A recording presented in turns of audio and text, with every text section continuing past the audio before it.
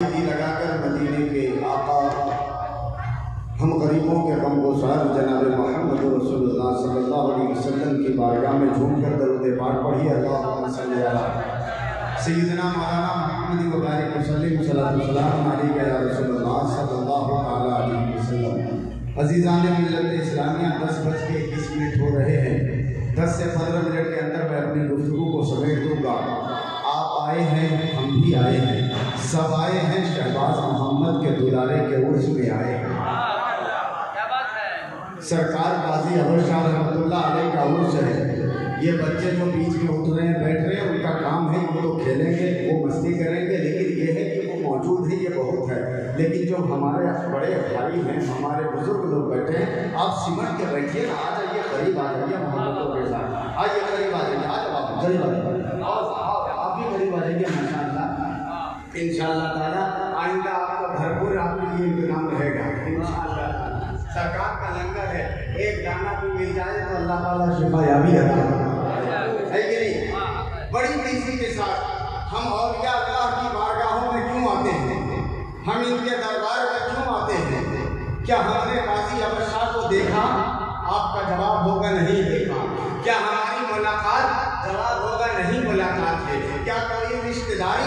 जवाब होगा कोई रिश्तेदारी नहीं है। कोई खून का ताल्लुक, खून का कोई ताल्लुक नहीं। एक दीवाना पुकार कर कहेगा शफी रजा कुछ ना सही, लेकिन मेरे दिल का रिश्ता तो बड़ा पुराना है, मेरे दिल का रिश्ता है, और मेरा दिल इनकी बारगाह में खींचे चला आता है, खींचे चला आता है। तो मैं कहूँगा जनाब, तुम्हारा दिल किसके कब्जे में है, तुम्हारा दिल किसके इख्तियार में है? तो जवाब होगा पूरी कायनात जिसके इख्तियार में है, दिल भी उसी के इख्तियार में है। तो गोया दुनियावी हम रंगीनों की तरफ जाते हैं, वो शैतान का असर होता है, लेकिन जब अल्लाह वालों की बारगाह में आते हैं तो ये परवरदिगार का करम होता है, परवरदिगार का करम होता है कि उसकी कुदरत हमें अपने उस बंदे तक खींच लाती है। आओ आओ ए दुनिया के अंदर जिंदगी बिताने वालों, आओ आओ दुनिया की रंगीनियों में गुम हो जाने वालों, आओ आओ अपनी शब और रोज की फिक्र करने वालों, आओ आओ इनकी बारगाह में आओ और देखो ये भी इंसान थे, ये भी तुम्हारी तरह थे, इनके भी दो हाथ थे, इनके भी दो पैर थे, इनकी भी दो आंखें थी, लेकिन देखो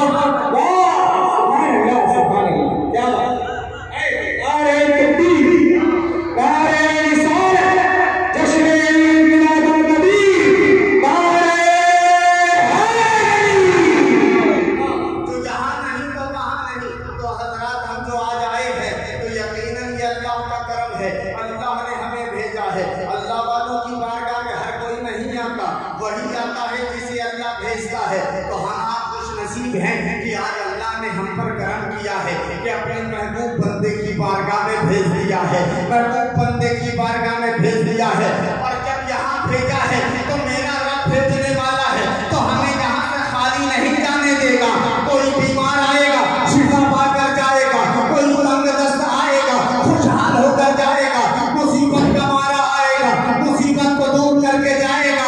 अगर कोई दिल में तमन्ना लेकर आया होगा, यकीनन अल्लाह इसने बंदे के दुफैल उसकी मुरादों को पूरी फरमाएगा, मुरादों को पूरी फरमाएगा। अब आगे आयत करीमा की तरफ आते हैं। अल्लाह इरशाद फरमाता है, बेशक इंसान घाटे में है। इंसान क्या बात है, माशाअल्लाह। जनाब अफजल रजा कादरी तशरीफ लाए अपने आन मान गुर्दे के साथ, माशाअल्लाह। आप सुनेंगे गद गद हो जाएंगे। उड़ीसा वालों को सुनाते हैं तो बिल्कुल पागल हो जाते हैं, लेकिन यहाँ ऐसा सुनाएंगे जो आप पागल तो नहीं होइएगा, दुनियादारी में पागल नहीं, बल्कि अहमद मुख्तार के इश्क में पागल हो जाएंगे। जिनके बारे में जानी बिस्मिल साहब के वालिद ने कहा था, उनके करम का साया सर पर बादल बन के रहता है, गुंबद खतरा इन आंखों में काजल बन के रहता है। होशियारों से आला है वो, दानाओं से बेहतर है, याद नबी में हर लम्हा जो पागल बन के रहता है। याद नबी, आप खुश हैं? आप खुश हैं? अच्छा लग रहा है? मुस्कुराइए, मुस्कुरा के कहिए सुभान अल्लाह। जरा अगर अल्लाह ने हाथ दिया है, इसमें दर्द नहीं है, और अगर ताकत बाकी है तो इसको सलामत रखने के लिए हाथों को लहरा के कहिए या रसूल अल्लाह, और मोहब्बत से या रसूल अल्लाह। कुरान कह रहा है कि बेशक इंसान घाटे में है, इंसान घाटे में है।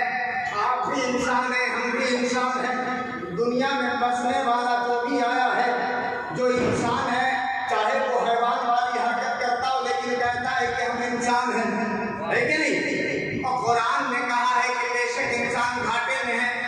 लेकिन क्या कुरान ने सारे इंसानों को कहा है? नहीं, आगे कहा, लेकिन वो लोग जो लोग अल्लाह पर ईमान लाए, नेक अमल किए, सब्र करते रहे, हक की दावत देते रहे, यानी जो लोग नेकोकार रहे, वो इस खसारे से बाहर है, इस खसारे से बाहर है।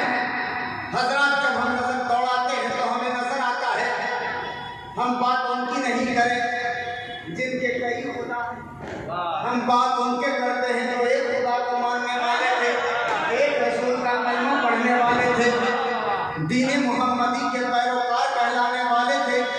उन्होंने दुनिया में न जाने एक बिल्डिंग नहीं, दो बिल्डिंग नहीं, बल्कि महल्लात बनाए हैं। बड़े बड़े महल पर हाकिम बने, बादशाह बने, शहंशाह बने, राजा बने। आप कहेंगे जनाब, क्या वो लोग कामयाब नहीं थे कि जिनके हुक्म पर किसी को फांसी दे दी जाती थी? अगर किसी को फांसी की सजा हो, उसके हुक्म मिलने पर उसको जो है रिहा कर दिया जाता था। आप कहेंगे जनाब, क्या वो लोग कामयाब नहीं थे? कुरान जिसको कामयाब कह रहा है, क्या ये लोग उस जुमरे में शामिल नहीं थे? तो मैं आपको कहूँगा कि अगर ऐसी बात होती, अगर घर बना लेने का नाम कामयाबी होती, अगर ढेर सारे बड़े बड़े गाड़ी खरीद लेने का नाम कामयाबी होती, अगर चाहो हशमत हासिल कर लेने का नाम कामयाबी होती, तो आज आप ये बताएंगे कि अकबर बादशाह के नाम से कितने लोग चौथिया करते हैं? आपके घर में कभी हुआ है? अरे हाँ यार, बोलिए ना कुछ भी, अब बोलिए। चंद लोग हैं, इंशाअल्लाह ताला इसी में लुत्फ आएगा। किसी ने बाबर के नाम से वाक़िया कराई है? नहीं। अरे जितने भी बादशाह आए, उनकी सल्तनत जब तक बाकी, उनका हुक्म बाकी, उनका वक़ार बाकी, उनकी इज्जत बाकी, उनका दबदबा बाकी, वो बादशाह अपनी कुर्सी से नीचे उतरा, हुक्म भी खत्म, इज्जत भी खत्म, वक़ार भी खत्म। कोई अब पता क्या चला? जिस जमाने में जो बादशाह रहा, उसका सिक्का चला, उसका हुक्म चला, लेकिन जब वो नीचे उतरा है, ना उसका सिक्का चल रहा है, ना उसका हुक्म चल रहा है। तो आप बताओ, क्या कामयाबी इसका नाम है कि चंद सालों के लिए कुर्सी पर बैठे रहो, हुक्म चलाते रहो, कुर्सी से नीचे आ जाओ, हुक्म खत्म हो जाए, हुक्म खत्म हो जाए? आप कहेंगे नहीं नहीं जनाब, कामयाबी इसका नाम नहीं है। कामयाबी चंद सालों के लिए चाहो हशमत हासिल कर लेने का नाम कामयाबी नहीं है। तो फिर मैं आपसे पूछूंगा, कामयाबी किसे कहते हैं? आप कहेंगे जनाब, कामयाब तो वो है जो दुनिया में भी कामयाब हो, आखिरत में भी कामयाब हो। तो कामयाब हो तो यहाँ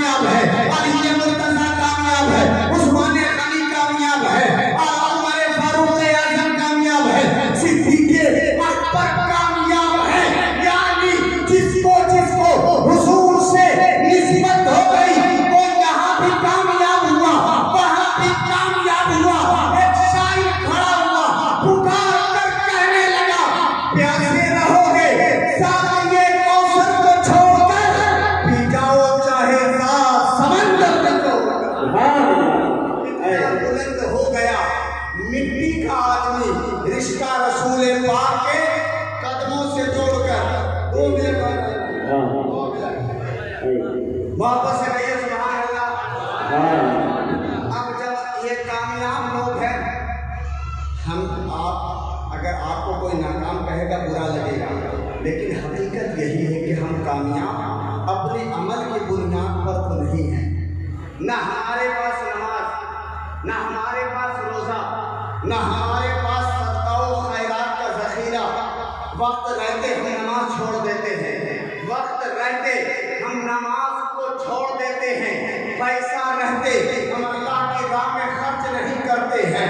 हम अगर पैसा आता है सोचते हैं कि एक घर है तो 2 घर बना ले, 2 घर है तो 3 घर बना ले, एक गाड़ी है तो 2 गाड़ी ले ले, 2 है तो तीसरी गाड़ी आ जाए। हम पैसा जब आता है तो हम उसे दुनिया बनाने में लगा देते हैं, हमें दीन की फिक्र नहीं है। तो फिर हम कैसे कह सकते हैं कि हम कामयाब हैं? ये अल्लाह वाले वो हैं जिनके पास जो आता था अल्लाह की राह में कुर्बान कर दिया करते थे, अल्लाह की राह में लुटा दिया करते थे। जब ही तो इनका नाम ऐसा बाकी है, ज़माने गुजर गए, इनकी तादाद और इनके चाहने वालों की तादाद में इजाफा हो रहा है, इनके मानने वालों की तादाद में इजाफा हो रहा है।